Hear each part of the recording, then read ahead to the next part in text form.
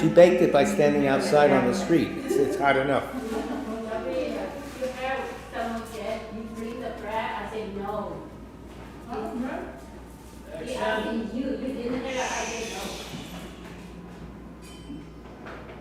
Good evening. 7 o'clock here in New York City. The New York City Midtown oven that we have to walk through. It's very hot and sticky. And this is the Tibet Center, Kunchab Tardaling, and today is the anniversary of the first turning of the wheel of Dharma, the Buddha's first teaching. So we've all braved the heat and the elements and the pollution to get here. So we're going to have a very nice program. We're going to visit Korea tonight. So we'll be happy to. The prayers we say are on the Tibet Center website. What else? We'll get started right away. We are at the Buddha Dharma Center under the direction of Chabche Rinpoche and Khensur, Rato Khensur, Thupten Lunda, also known as Nikki Greenland, and this is our twice weekly presentation of the Buddha Dharma. The next one will be Wednesday night. But let's get started. The prayers are in the FAQ section of the website, and the first prayer we say, and all the prayers we say are on that website. Prayer for the spreading of the teachings throughout the length and breadth of the West. We have the choir outside lending a nice ambience. It's good for concentrating, you know. By the force of the blessings of the non-fallacious three precious gems, and of the truth of our pure selfless wishes, may the precious Buddhist teachings flourish and spread to the expanse of all areas throughout the length and breadth of the West.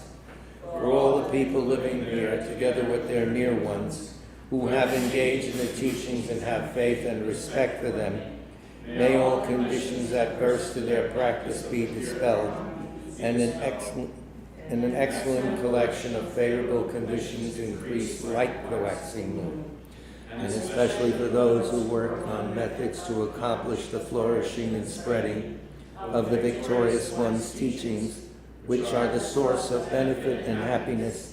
May they never be oppressed by masses of interference and adverse conditions, and may this spontaneously happen just as we have hoped and wished. Thus have I heard once, the Heart Sutra, the Blessed One was dwelling in the royal domain of the Vulture Peak Mountain, together with a big gathering of great monks and great bodhisattvas. At that time, the Blessed One entered the Samadhi, which examines the dharmas, called profound illumination, and at the same time, noble Avalokiteshvara, the Bodhisattva Mahasattva, looking at the profound practice of transcendent knowledge, saw the five skandhas and their natural emptiness. Then, through the inspiration of the Buddha, Venerable Shariputra said to Avalokiteshvara, how should those noble ones learn who wish to follow the profound practice of transcendent knowledge? And Avalokiteshvara answered, Venerable Shariputra, whoever wishes to follow the profound practice of transcendent knowledge should look at it like this, seeing the five skandhas and their natural emptiness. Form is empty, emptiness itself is form. Emptiness is not separate from form. Form is not separate from emptiness. In the same way, feeling, discriminating awareness, compositional factors, and consciousness are empty. Thus all the dharmas are empty and have no characteristics. They are unborn and unceasing. They are not impure or pure. They neither decrease nor increase.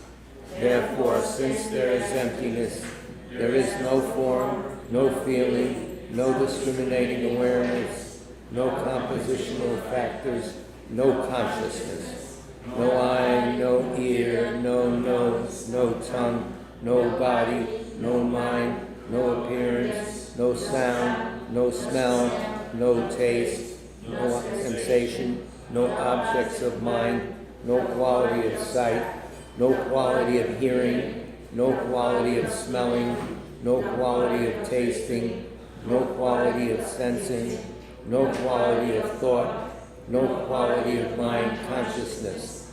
There are no nidanas from ignorance to old age and death, nor their wearing out. There is no suffering, no cause of suffering, no ending of suffering, and no path, no wisdom, no attainment, no non-attainment. Therefore, since there is no attainment, the bodhisattvas abide by means of transcendent knowledge, and since there is no obscurity of mind, they have no fear. They transcend falsity and pass beyond the bounds of sorrow. All the Buddhas who dwell in the past, present, and future, by means of transcendent knowledge, fully and clearly awaken to unsurpassed, true, and complete enlightenment. Therefore, the mantra of transcendent knowledge, the mantra of deep insight, the unsurpassed mantra, the unequal mantra, the mantra which calms all suffering shall be known as truth, for there is no deception. In transcendent knowledge, the mantra is proclaimed, Ayata Om Gate Gate Paratate Parasamgate Bodhisattva. O Shariputra, this is how Bodhisattva Mahasattvas should learn profound transcendent knowledge. Then the Blessed One arose from that samadhi and praised the Bodhisattva Mahasattva Avalokiteshvara, saying, Good, O son of noble family, profound transcendent knowledge should be practiced just as you are taught, and the Tathagatas will rejoice. When the Blessed One had said this, Shariputra and Avalokiteshvara, that whole gathering in the world with its gods, humans, assurance, and Nagaras, their hearts full of joy, praise the words of the Blessed One. Refuge in Bodhisattva vow. It's under the title Generating Bodhicitta. We say these verses 3 times each.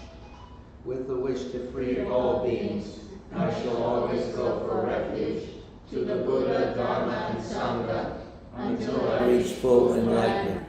Inspired by wisdom and compassion, today in the Buddha's presence, I generate the mind intent on full awakening for the benefit of all sentient beings. As long as space endures, as long as sentient beings remain, until then may I too remain to dispel the miseries of the world.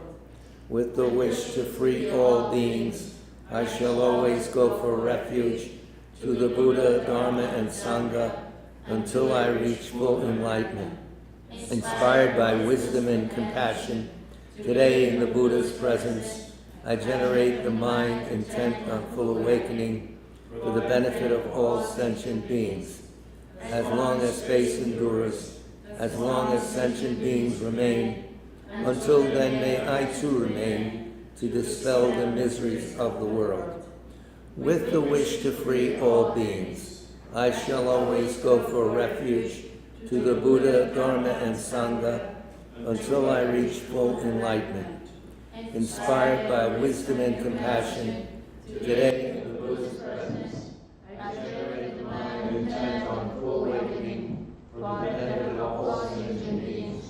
As long as space endures, as long as sentient beings remain, until then may I too remain to dispel the miseries of the world. And now we say one round of Manis, so Mani Padme Hum, which is the mantra of Avalokiteshvara, who personifies compassion, but great compassion, equal to all. Om Mani Padme Hum. Om Mani Padme Hum. Om Mani Padme Hum. Om Mani Padme Hum.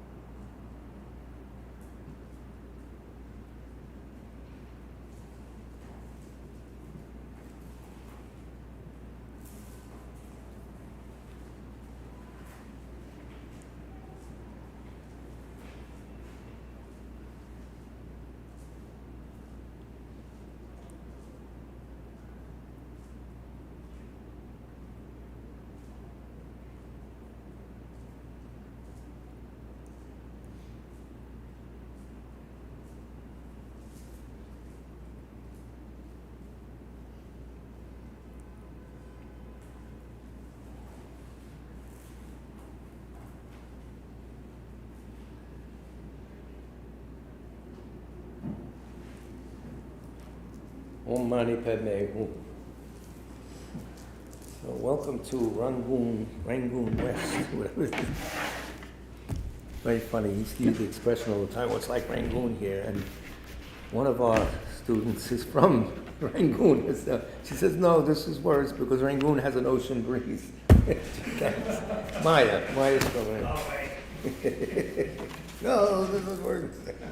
Thanks a lot. Thank you. So tonight we're going to Korea. It's probably just as hot. This is a man named Jae-woong Kim. Every Korean's named Kim somehow.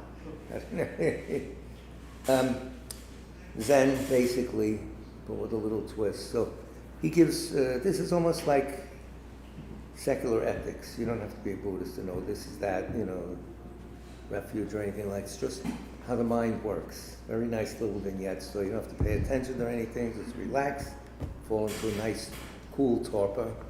Maybe we'll never leave as long as the air conditioner is running.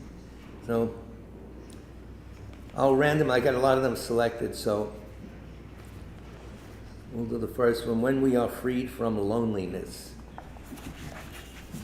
This person, I think, is still alive. He teaches in Korea, but he comes here. He has a few centers here. We had a couple of Koreans at the center in the 90s. Remember in 91, we had to supply people to their parade, Buddhist birthday parade. And everybody I give a speech, I had to give a speech about the Tibet Center. So it was interesting. When you are freed from loneliness. When I first entered Sosa is the monastery he went to. Their monastic system is very disciplined. They are tough. It's in their character. I remember people were saying the soldiers in Vietnam that the North Vietnamese feared most were the Koreans. The ROKs, they called, was ROK, Republican. And they were really fierce. And we were warned not to go to places where they drink, because they would some of them stationed at our base, because they start fights. Like the Marines, you stay away. Their idea of a good time is to bang things around. So when I first entered Sosa, I was also often all by myself in the huge monastery. The other practitioners had not yet come, and my mind was full of loneliness. Everything is the mind of this guy, and it's very interesting. During that time, one of the things Master Beck, B-A-E-K, again, Beck would be German pronunciation, Bach, repeatedly told me, what he repeatedly told me was a story about his days in public service. When he went to department stores, the salespeople would say, "Sir, you must have many grandchildren, right?" And they would recommend that he buy things for his grandchildren. He said that he appeared to have many grandchildren because he did not feel any loneliness and did not give out any sense of loneliness. He didn't have anyone, but he's just the way his mind was positioned. He often said that one's spiritual practice is complete when one finishes purifying all the loneliness from one's own mind. Because I was only 26 years old and because I had just started my practice, such lectures did not make much sense to me. I wondered why he told me these stories so often. Once he told me to smell myself, to see if I could smell any odor of sexual desire on me. They're very strict on it. He said that the people who are free from all the emotions of male-female relationships, including sexual desire, do not emit any odor from their bodies. People who are liberated from such desires give out a fragrant scent. Or they buy it from, I don't know, thing like that. Much of literature, music, and art deals with the subject of loneliness. Loneliness is rooted in the desires of the flesh, the attachment to one's body. The creative work of one who has not cleansed his or her desires of the flesh is usually mixed with greed, anger, and arrogance. However, when Buddha is present within one's mind, there is no loneliness. One who has purified the root of loneliness does not suffer from being alone. Master Bach said that the music of Handel and Bach, it's a real Bach, Handel and Bach, for example, there are no desires of the flesh within. Although Bach had, how many kids did he have? He had a lot, right? So there are no desires?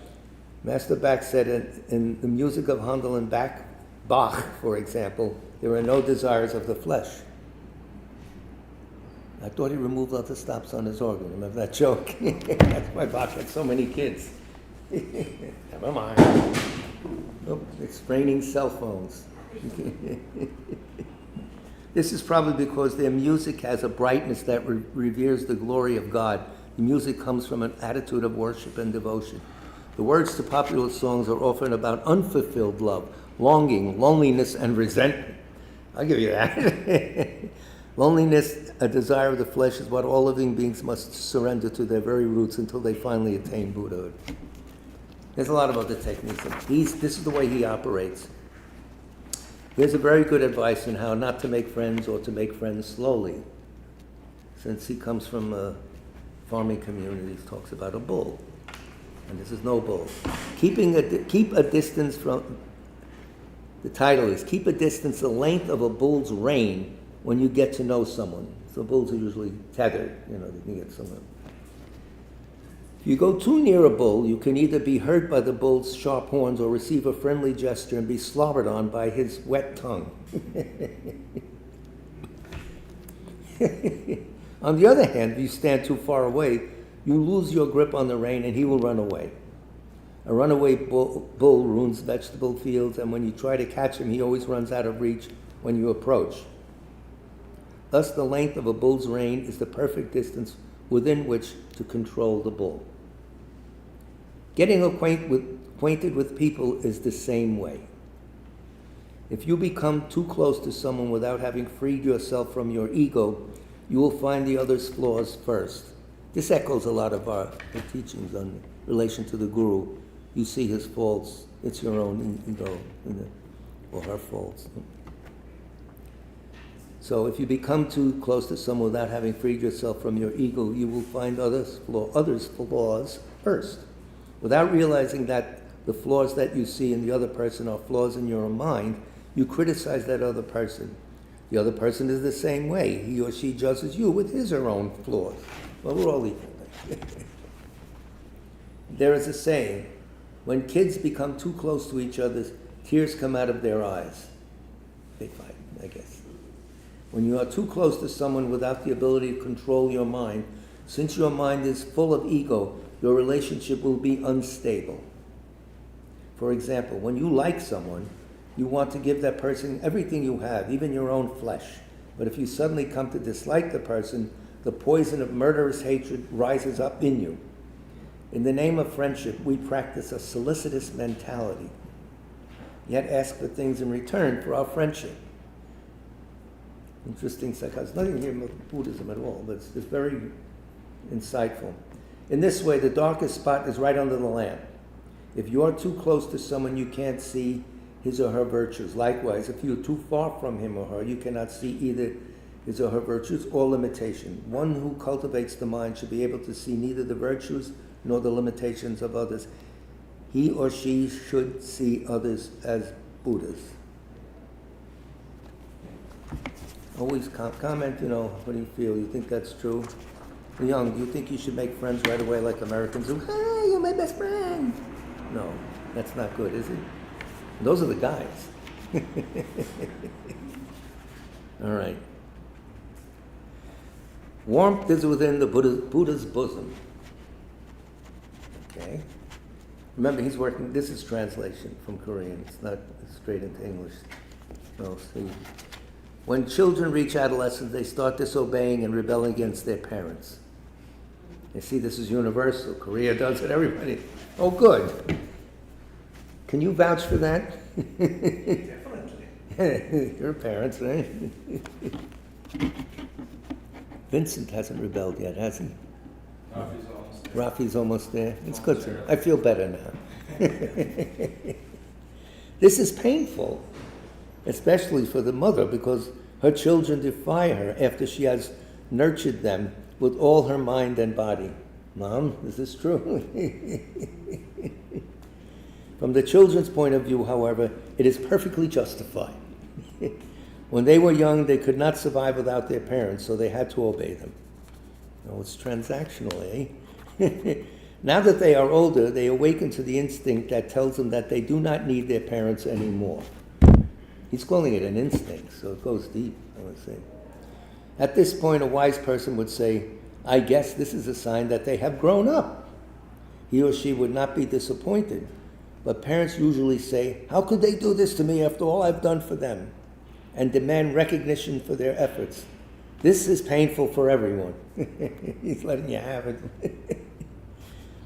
Once an enlightened master went to a cremation site. He saw two children, a 9-year-old and a 10-year-old, crying their hearts out after having cremated their mother. When the master looked into their minds, he saw that they were thinking, quote, how are we going to survive now? Rather than crying out of sorrow or love for their mother, they were crying because they felt hopeless about their own future. Most people consider their own needs first in this way. When you look at such incidents as parents and children suing each other and killing each other for money, siblings fighting with each other, husbands and wives becoming enemies after a divorce, and close friends not speaking to each other because of their conflicting interests, relationships between human beings seem so heartless. What do you think, Leon? You're listening carefully. I think you have memories now coming up. I see. You can use the bathroom. Go ahead. Yeah, the guy hits the nail. You know, he hits it on. He nails it. That's the better way of saying it. This is because everyone tries to live only for himself or herself. There it is. Selfishness. The selfishness you think is going to help you is the worst enemy you got. You're missing a lot. Most of us fiercely feed our egos by putting me before my parents, me before my siblings, me before my wife, my interest before that of the neighbors and the country. This is the innate nature of beings for which we can't be blamed. Now, what does he say to remedy this? Whom can we trust and on whom can we depend? This is a good one. If two porcupines were to hug each other out of love, they would pierce each other with their spines. Darren, welcome. Likewise, we should understand the relationship between beings who still have an ego are usually like porcupines hugging one another. This is hard news to take, but it answers a lot of questions. Therefore, we might as well condition our mind to be broad and generous so we can help the people who hurt us. We should condition our minds to be healthy so that even if we are disturbed by such shocks as betrayal, we can overcome the pain. 8 verses on training the mind. The one who hurts me very badly. So, things like that. He's echoing the whole Buddha Dharma. The Diamond Sutra states, all conditions are like a dream, a dewdrop, a masquerade, or a bubble. Our world is this way, and so too are our lives. One should not lose one's mind to a person or to work. Only while looking up to Buddha should we surrender our rising thoughts and emotions moment after moment. Actually, you don't have to surrender them. The Buddhas know what's going on. You're just acknowledging that you have them. So, very interesting. We're going to hear also the Mahakasyapa part of the Mahakasyapa chapter of the Heap of Jewels Sutra. It's very, very interesting. It's a little heavy, so we'll first soften ourselves up with this stuff. Boring? You want to switch to something? Useful? You could find the echoes of the Lamrim of all the other sects of Buddhism in here. It's not, but it's his specific way of speaking. The way he talks, it seems like Koreans very industrious. Their training is tough. Tenzin spent a couple of months, right, in Korea in the monastery there. He says the toughest place he's been. They exchanged. The Korean monks came to India and the Tibetan monks went to Korea. And he said, oh, it's tough. He liked it very much. He liked it, probably because they had spicy food. Probably liked the kimchi. The Zelkova tree. I don't know what a Zelkova tree is. That's the name of this story. This is very interesting. This is a nice picture. This is a good cinematic opening for a movie. A picnic crowd rests briefly under the Zelkova tree in the park and then leaves. The neighboring town's children take over the vacated tree shade, cooling down the heat of their raucous play, and then leave for the mountain streams to splash in the water. As midday passes, a few of the town's elders gather under the tree to talk about passing affairs of the world and then leave one by one as night approaches. They're all coming to this place. With little sound effects. Yeah. Yes, I lost my mind. In the empty park where the sun has set, little mice make their appearance. After running around for the cookie crumbs that were spilled by the visitors, they look for their homes. As the night deepens, a full moon floating in the sky illustrates the evanescence of the world. It's got to be a full moon. It wouldn't come this far.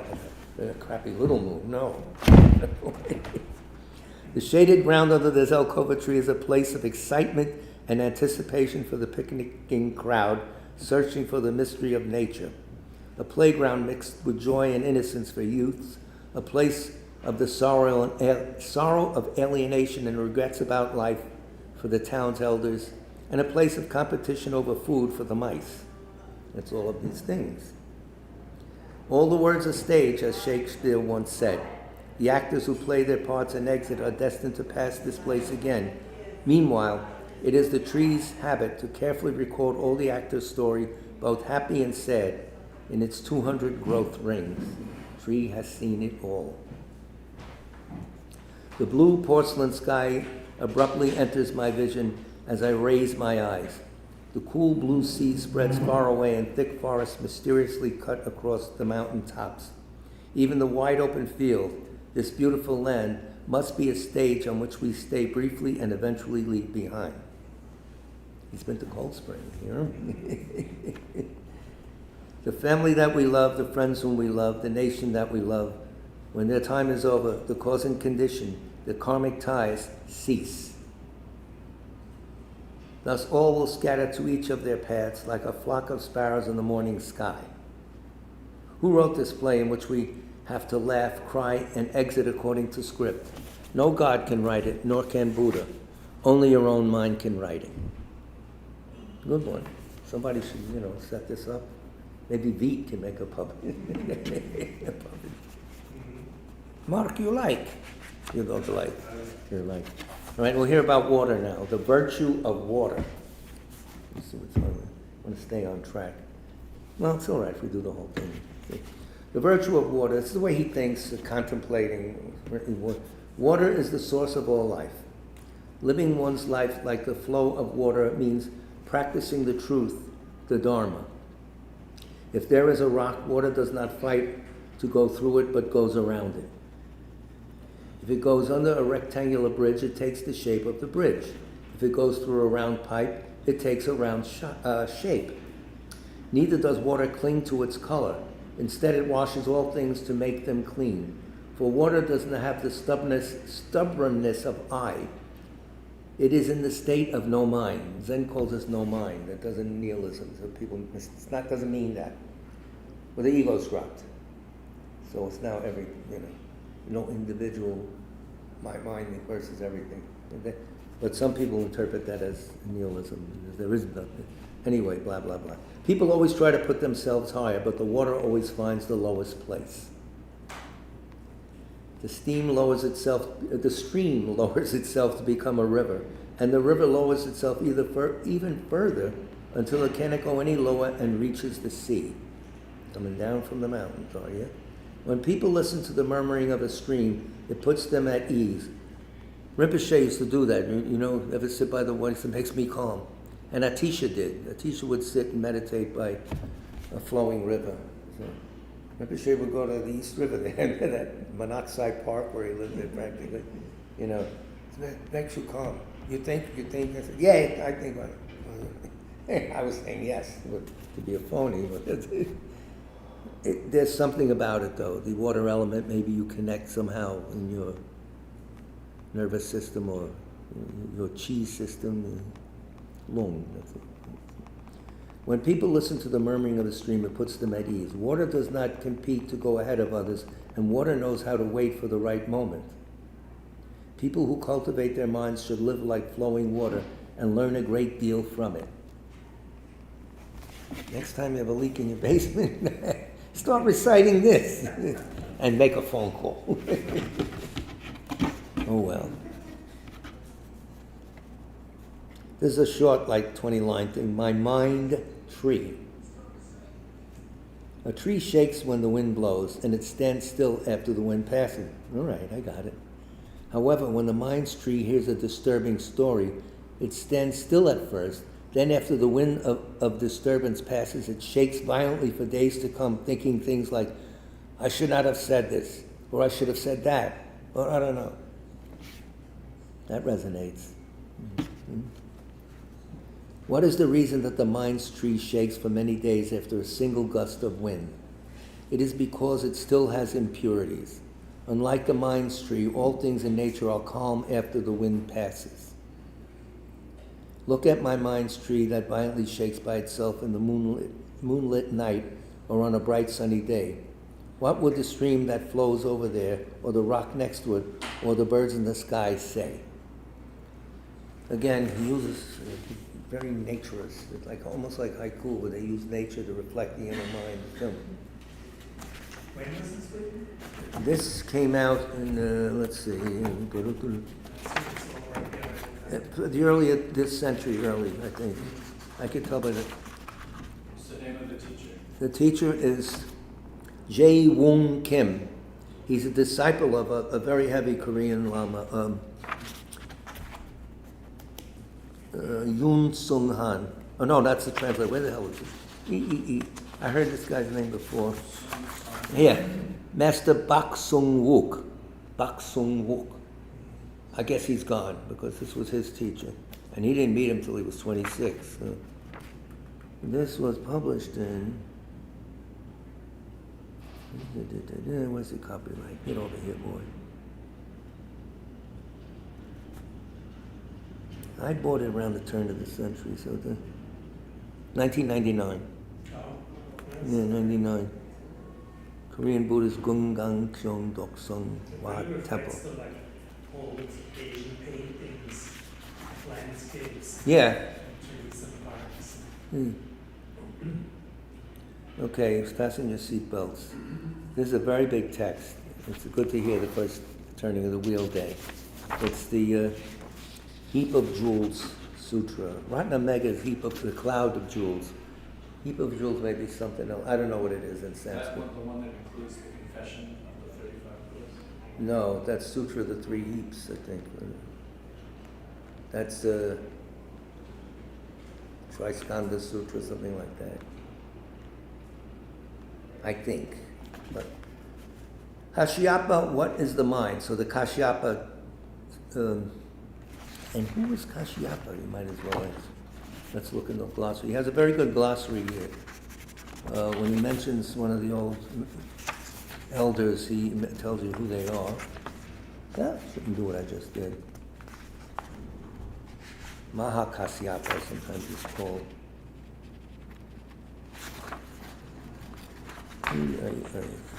My hands have now stopped obeying me. They think that they know it all, like the children. Well, one of the 10 great disciples of Shakyamuni Buddha, he was renowned for his asceticism and moral discipline. Wasn't he the one that knew what the Buddha meant when he held up the flower? Yes. Yeah. Kashyapa knew. Bacteria. What? Bacteria. That's the Chinese name? Yes. Thank you. Maha. I don't know what's that. Say it out loud. We all want to hear it. This way, when years from now we're sitting in a Chinese Buddhist class, we can show off and forget everything we learned. Our resident scholar of the Chinese canon is Liang, and she will now let us know. Bing, you know, right? You know what is it? Kashyapa. He shows up in Chinese sutra. Smile, right? What? He smiled to, no, when Buddha smiled, and then He knew, that's right. He knew the whole thing.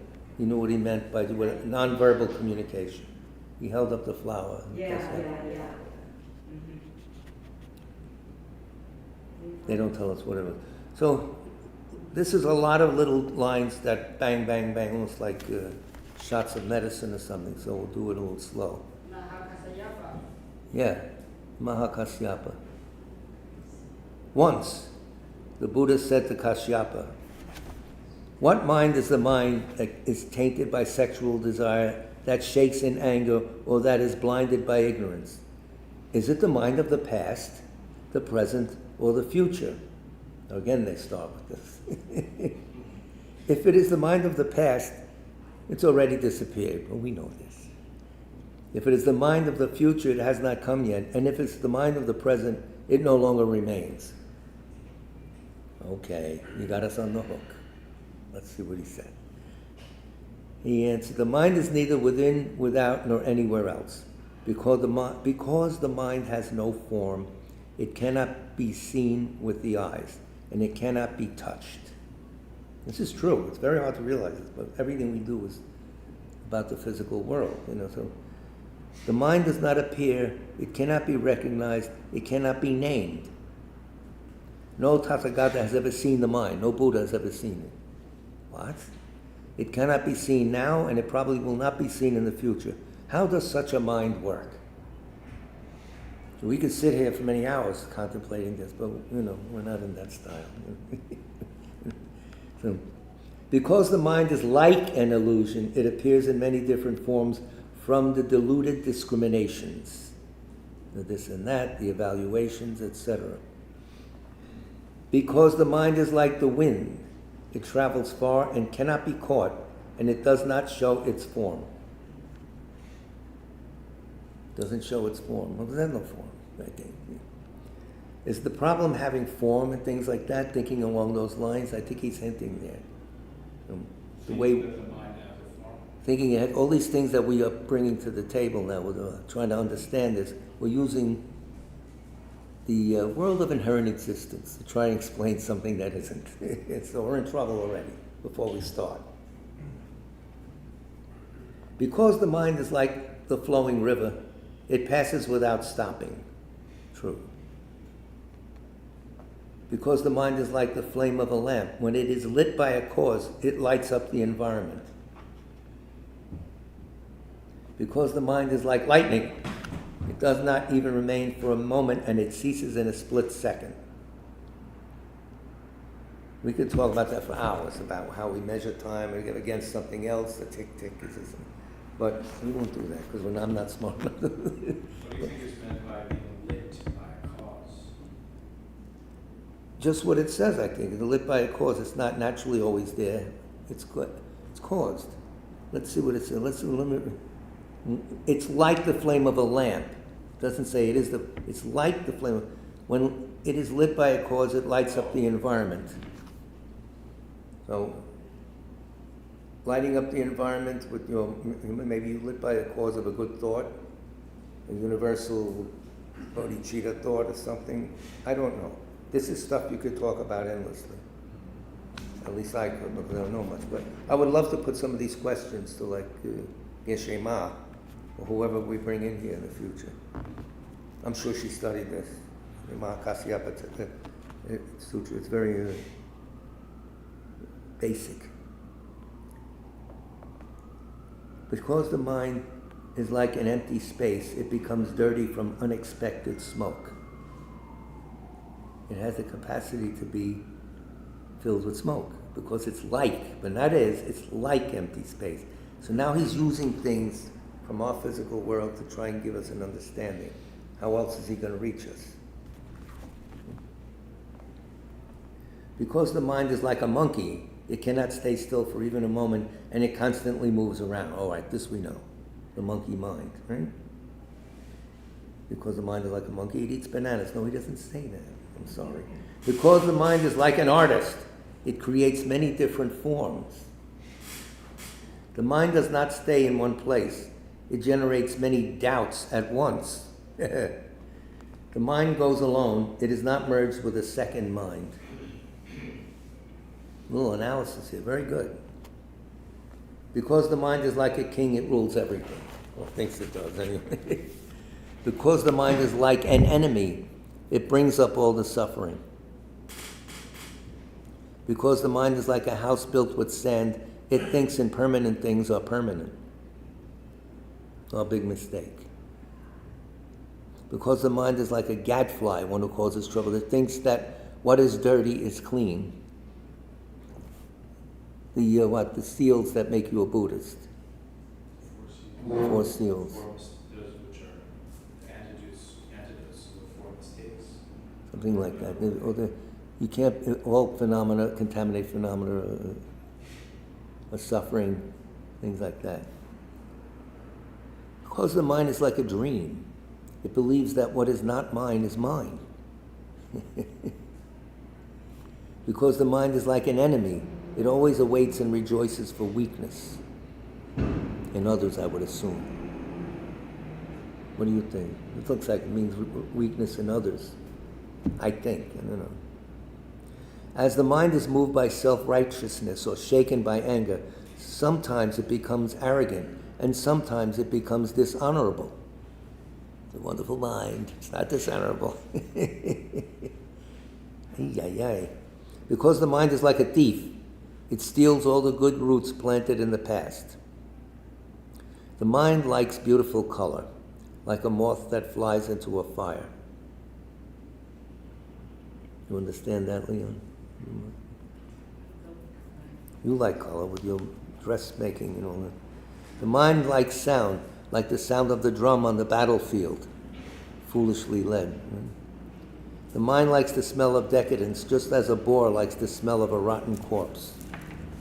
Nice image, guys. It works. The mind likes taste, like a dog that salivates when looking at food. The mind likes the sensation of touch, like a fly stuck to an oily plate. Even if you exhaustively observe the mind like this, the true nature of the mind cannot be known, it cannot be found. The thing that cannot be attained does not exist in the future, in the present, or in the past. The thing that does not exist in the future, in the present, or in the past exists by transcending the future, the present, and the past. This is Buddha talking. This is not some guy off the street, guys. This is not ad copy. It's a Buddha talking here. The thing that exists by transcending the three time periods is neither existent nor non-existent. Here we go with the Zen problem. All right, make up your mind. The thing that is neither existent nor non-existent is never created. The whole category is to be thrown out. That's what it looks like. You know? The thing that is never created does not have self-nature. He who sleeps on the floor will not fall out of bed. It's a stupid thing like that. You make that old joke. Sounds like that, though, isn't it? It's really, the thing that is never created does not have self-nature. The thing that has no self-nature does not arise. So the idea of coming in, abiding, going, is a construct at a certain level of thought, I would think. Almost added inherent to all that. You mean probably? I don't know. You got me. I don't know. Because it wouldn't say that all these things don't exist. No. Well, you wouldn't say they exist either, in a certain way. Merely exist, he would probably say. Call him up. You have his email. You have his phone, no? Some of the ones that came through here probably are his emanations. Some of the great lamas that came through our center. I don't think that it's holiness. Who is he? You know. The thing that has no self-nature does not arise. We got that. The thing that does not arise never ceases. The thing that never ceases never passes. If it does not pass, there is neither coming nor going. There is neither dying nor being born. On a certain level, because we sure do die and get born again. So we have to think this way. You can't literally interpret this. The thing that has neither going, coming, dying, not being born, has no creation of cause and effect. There's an idea of a stillness that nothing's going on, but it's always, I don't know. Very hard to get my mind around that. There's more. You want to take a break? The thing that has no creation of cause and effect has neither creation nor change. It is in the state of inaction. This is the innate nature of a saint. I like the way he puts things in from nowhere. I wouldn't. This is still the sutra. This is still from the Kashyapa chapter of the Heap of Jewels Sutra. Yeah, it's around somewhere. I would love to read the whole thing, you know, and find out a good translation, though, not the old English ones. Or the thing that has no creation of cause and effect is neither creation nor change, the state of the innate nature of a saint. Just as empty space is equal to wherever it is, that innate nature is equal in everyone. That innate nature has no discrimination between different beings, because in the end, every being is from one essence. Because the innate nature that has departed from such discrimination of the body or the mind is peaceful, it follows the path to nirvana. It's destiny. Because the innate nature cannot be defiled by any suffering, it is pure. We've heard things like this, where it doesn't touch your core of being. You did this, you did that, you have to be purified this or that. But your core of being, the Buddha nature, is purified. It's always there. You got to find it. Because the innate nature cannot be defiled by any suffering, it is pure. Because that innate nature has no attachment of I am doing something, or the attachment of mine. It is not mine, M-I-N-E. The mind's true nature is neither truthful nor untruthful. Ultimately, it is balanced because it is not biased toward anything. The opposites are being thrown out here. So what is he telling us? You got to throw those whole categories out. You need them on a certain level of how we live in the world of inherent existence, but underneath all that is something different. I think this is my opinion. Mark, you looked something up? Did you find anything? I was looking for this Death Sutra. I have the jewel cloud, but I don't know. Yeah, mega, that's Ratna Mega. The jewel. Maybe they mean that. They mean by, what who could we ask? Who would know Gareth? Probably Simon knows, because he had to go study all those things like that and memorize stuff, right? So we'll pull his coat when he gets here. I might mention now, the upcoming Tibet Center schedule is very full. The night of August 9th, Saturday night, live from the Tibet Center. It's Saturday in the South Orange Parsonage. We have Geshe-ma Ladron, Tenzin Ladron, lamp of the deity, Ladron. She'll be sparing us some time. She's been a Geshe-ma since 16, it's 9 years. She's been a Geshe-ma 9 years. The reason why we got her here, she's in residence now at a new center in the northeast of Connecticut called the Forest of Wisdom. Or Wonderland in the Woods, as the advertising people call it. No, Forest of Wisdom. A monk studying in Losaling, American monk. It's his family's farm, and he's converting it into a place of monastery, nunnery, and retreat center for Westerners. He's a Sarah monk. He's a Sarah monk? I thought he was Losaling. Which one? Sarah May or Sarah J? Good for him. Personally, I don't care what. But he's a very nice man. We'll have him speaking here. He's visited us. So, and his mother is helping run the place, and his mother is like a native to the area, farm woman. So this is good news for all of us. Where in Connecticut? Northeast Connecticut, Scotland, Connecticut, I believe, right? Scotland, you got to wear kilts. So that's pretty far. Watch for the wind. I've It's never not. heard of it. It's pretty far, right? It's the northeast corner on the way to Vermont. Yeah, Oh. I would say how far from New Haven? An hour and a half or so? An I hour? don't know, but from here, 3.5, 4 hours. 3.5, 4 hours. Right. That's up there. That's almost the border of Vermont. Brattleboro, that area, something like that. Oh no, then there's Massachusetts, then Vermont. Yes, you're near. But anyway, who cares? You'd go there not for an overnight. You'd go there for an extended stay. The website has it. You Google it, you'll get their website. Is that Jeff Allen doing the verbiage on it? Very well done. Professional. So that's one. 2 weeks from today, tonight, the 11th, here, Simon Holton, H-O-U-L-T-O, graduate of the debate school, translator, he's now working with Sadra Foundation or something. He'll be here talking about the 5 Lama book. Remember in 91? You remember. You told people you weren't that old. It's 5 Lamas selected by His Holiness Dalai Lama to represent the best of the Tibetan Buddhism at the end of the 20th century. All these years, Lay Fallow Mark worked on it, Maya worked on it, putting it together, digitizing it. And Simon is cleaning up the language. We hope to bring it out by the end of the year in one form or the other as part of our 50th anniversary of the Tibet Center celebration. the end of this year, we're around 50 years. Hey. Hey. So it'll help. I think the talks are excellent. You know, the best of the best. There's also an accompanying audio cassette. Nothing video, but there's audio. So maybe they'll have some deal where you get a digital disc or something, I don't know. Whatever it is, that's the schedule coming up. We're going to try and have different people here to bubble up stuff. So Simon will be here. Simon will be here, and he's staying with Mark. He's a wonderful person. When Marie died, he was very helpful to me. He sat with Rinpoche, got exact instructions, and took the time out to write me a long email letter, what I should do, shouldn't do. And he was in the middle of, it was the middle of COVID, and the beginning of COVID, everybody was freaking out, and he was in the middle of divorcing or separating from his wife, I think it was.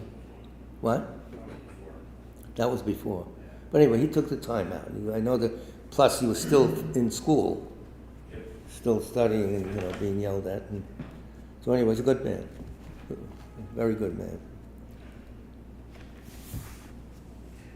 The true nature of mind is neither truthful nor untruthful. Ultimately, it is balanced because it is not biased towards anything. The true nature is the most supreme truth. It transcends this world. Now he's giving you the big qualities, and he's wrapping this whole thing up. Because that true nature is not originally created, it can never cease. Because that true nature always exists, it's eternal. Because that true nature is the most supreme nirvana, it is happiness. Or supreme bliss, you want to put it that way. Because that true nature has been purified of all defilements, it is clear. Because that true nature has no ego when you look for it, it is ego-less. That true nature is absolutely pure. Therefore, one should quest for the wisdom within and not drift outside oneself. The cheerleading, to get in there and look what's going on in your mind. Even if someone is angry at you, do not be angry in return. Even if you are getting beaten upon, do not beat upon the other person in return. Even if you are being criticized, do not criticize others in return. Even if you are being mocked, do not mock the other. Then look into your mind and see exactly who the focus of anger is. Who is beaten up? Who is being criticized? Who is being mocked? At those times, the ego comes out real clear. And you could say, oh, and that's just a fact. That's not real. That's the thing I think is real. Oh. I wish that would happen to me. So the end sentence is, spiritual seekers should thus collect their minds that should not be shaken in any situation. This shouldn't bother us, but it does. I'm ready to throw a rock out the window. Only the window doesn't open. Shut up!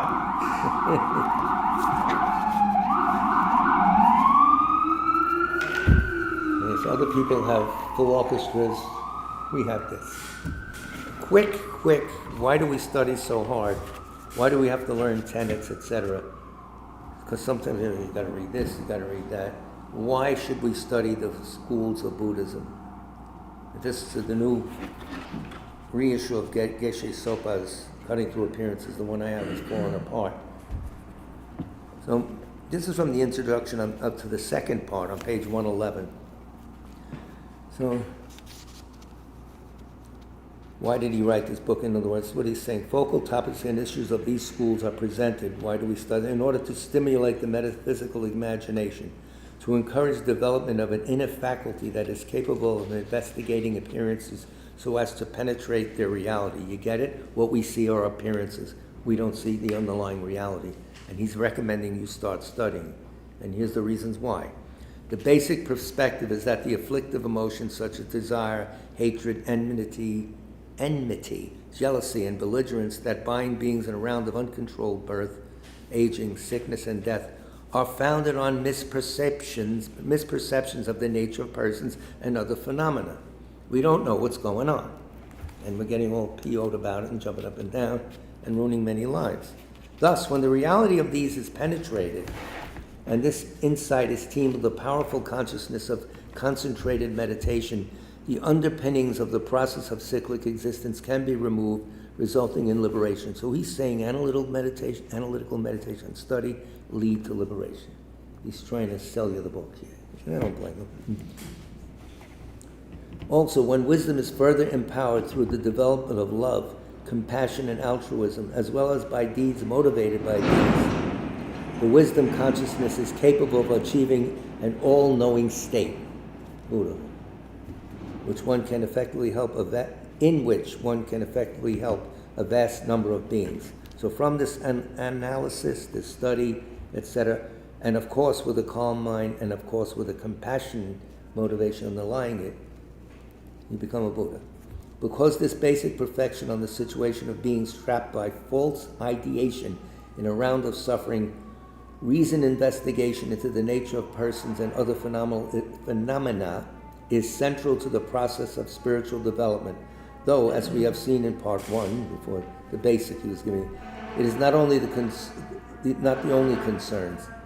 Systems of tenets, therefore, are primarily studied not to refute other systems, but to develop an internal force that can counteract one's own innate adherence to misapprehensions that are part and parcel of ordinary life, and are not just learned from other systems and do not just arise from faulty analysis.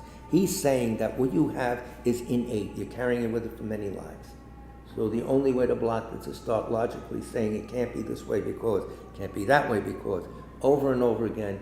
The calmer the mind is, the more it's imprinted, and the less you assume a reality that's not there, which we all do. It's hard to say that was assumed reality. That just booted me in the butt. That's it. Thus, the aim of studying schools of philosophy is to gain insight into the fact that many perspectives that are basic to ordinary life are devoid of valid foundation, and thereupon to replace these with well-founded perspective, built on nothing, these things. They fall apart when they're really looked at with insight. The process achieved first through one, engaging in hearing great texts, or reading, whatever, the first initial exposure, then thinking on their meaning to the point where the topics are ascertained with valid cognitions. In other words, you can finally say, oh, that's what they mean. Then when you finally have certainty, then you're going to hold it. And finally meditating in the same to the point where these realizations become enhanced by the power of concentration, so that they can counteract innate tendencies. These are instinctual things we have. So we have to go down and we have to stay on this understanding a long time so it has the power to flush out these innate impulses we have to see things a certain way. That's it. It's no easy matter to penetrate the thick veil of thick veil, yeah, that's what I ought to know. No. Since it's no easy matter to penetrate the thick veil of false facades and misconceptions, it became popular in the more scholastic circles of India to investigate not just what the current tradition considered the best and final system, but also the lower systems. And this is all created. Alice would say this is all invented, the scholars to slowly wean you off your misapprehension of reality. Slowly. And each of the schools show up more and more meaning because the final meaning is extremely subtle. You can't just go to the higher school and start reading it. You have to condition your mind to say, oh, the Bible shakers say this, that's ultimate truth. No, this guy says ultimate, then this guy says ultimate truth is this. They use the same words. These are empty, but they mean different things. Of each school, as it goes up the ladder, says the same thing, but what they mean by it. So this is what Simon and Donyo and all those people spend their lives doing. Hour after hour, French Marianne, the Geshe Ma that's coming, I'm sure she's debated until her hands are counting. So he'll be at the Tibet Center free of charge, of course, and a chance to speak to her intimately. And that's it. We get advice or whatever we want. Oh boy, it's time. So Leon, please say, it's the people who died we're going to pray for now. Zhang Ziyu. Say here. Yeah, do it on so people. Not Tibet. And here's more. Matthias Sapper, S-A-P-P, Matthias Sapper.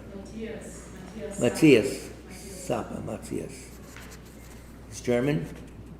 Or French? Italian and German living in America. Oh, the Axis powers, reborn. He's in the right place with the guy we have now. He found his way. Sutra of the Recollection of the Noble Three Jewels. I prostrate to the Omniscient One. Thus the Buddha, Bhagavat, Tathagata, Arahat, Samyak Sang Buddha, the learned and virtuous one, the Sugata, the knower of the world, the charioteer and tamer of beings, the unsurpassable one, the teacher of devas and humans is the Buddha Bhagavat.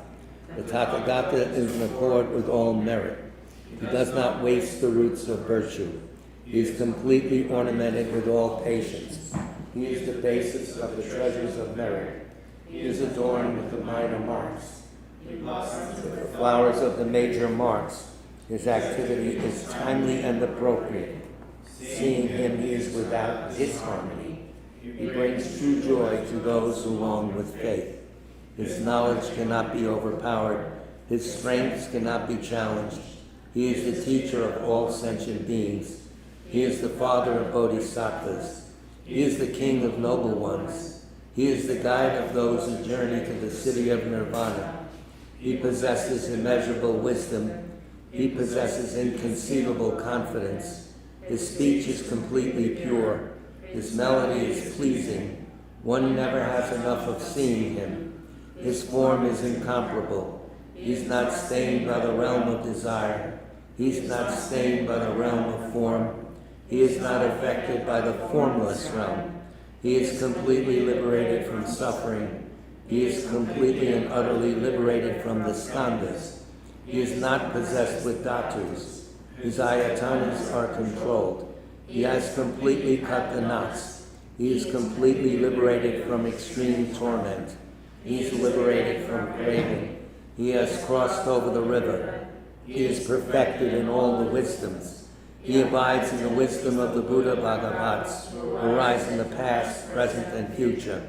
He does not abide in nirvana. He abides in the ultimate perfection.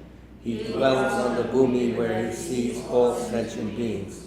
All these are the perfect virtues of the greatness of the Buddha Bhagavat. The holy Dharma is good at the beginning, good in the middle, and good at the end. Its meaning is excellent. Its words are excellent. It is uncorrupted. It is completely perfect and completely pure. It completely purifies. The Bhagavat teaches the Dharma well. It brings complete vision. It is free from sickness. It is always timely. It directs one further. Seeing it fulfills one's purpose. It brings discriminating insight for the wise. The Dharma, which is taught by the Bhagavat, is revealed properly in the Vinaya. It is renunciation. It causes one to arrive at perfect enlightenment. It is without contradiction. It is pithy. It is trustworthy and puts an end to the journey. As for the Sangha of the great Jnana, they enter completely, they enter insightfully, they enter straightforwardly, they enter harmoniously. They are worthy of veneration with joined palms. They are worthy of receiving prostration. They are a field of glorious merit. They are completely capable of receiving all gifts.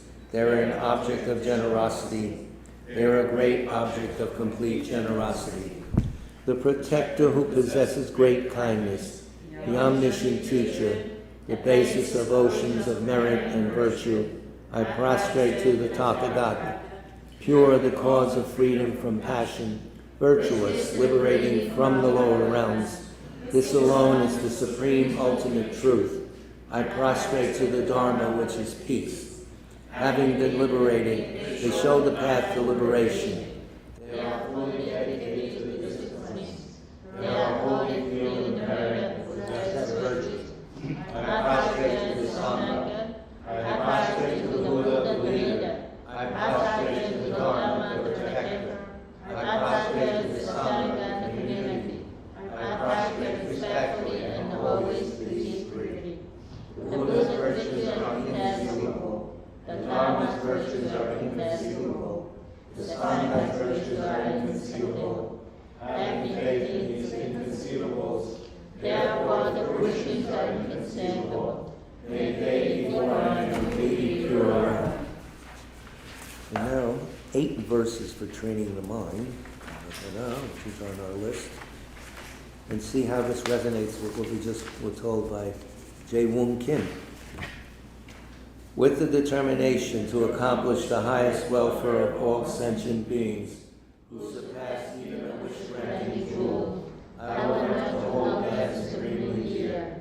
Whenever I associate with others, I will learn to think of myself as lowest amongst all, and respectfully hold others to be supreme from the very depths of my heart. In all actions, I will learn to search into my mind, and as soon as a disturbing emotion arises, endangering myself and others, I will remain patient and averted. I will learn to cherish all nature beings, and those oppressed by strong misdeeds and sufferings, as if I had found a precious treasure difficult to find. When others unjustly treat me badly, when abuse, slander, and so on, I will learn to take all loss and offer victory to them. When the one whom I benefited with great hope unreasonably hurts me very badly, I will learn to view that person as excellent spiritual guide. In short, I will learn to offer to everyone without exception all help and happiness directly and indirectly, and respectfully take upon myself all harm and suffering of my mother. I will learn to keep all these practices undefiled by stains of the eight worldly concerns, and by understanding all phenomena as light illusions, be released from a bondage attachment. Exalted wisdom of all victors gathered in a drop, sole refuge manifest in the form of the one wearing saffron robes, Guru Sam Tam, please bear witness here today that our prayers may be fulfilled. We beseech the great torch of doctrine, accomplishing from long ago the last days of aspirational prayer. Lord, speech of the victor Sam's teachings, spreading them to the ends of the earth by means of explanation and practice. Though holy in commitment, I will invite all beings to be my guests in unsurpassed great awakening. Yet you have withdrawn the activities of the form body that serves the welfare of others. Was that worthy of supreme among beings the Bodhisattvas? Though impossible for you to stick with existence and then, to abandon your commitment to liberate all beings, we beseech the new son of Dharmakaya to swiftly return from the realm of Dharmakaya, brought forth by Rinpoche without mercy and seeds, having reached the far limits of scholarship, religious fact, and witness. Please come swiftly and come by thy supreme emanation, full of the sage's teachings, and wish to fulfill you will return to the glory of Losam Tempe. Manifest the truth of the three precious jewels, Mahakala, Kamayana, and Srimati Devi, and the host of Dhamma-practices. May you spontaneously fulfill our wish, the swift blossoming of the reincarnation's fresh moonlight face. So the announcement I just made will be put on the website, right? All the details and everything. So if you can't come to these events, of course they're online. So don't worry. Yeah. So thanks for your patience. Thank you guys for coming on this Thank you. steamy New York night. It's Thank wonderful. you It's like for coming here. walking through forest. Good luck to all of you. Take care, guys.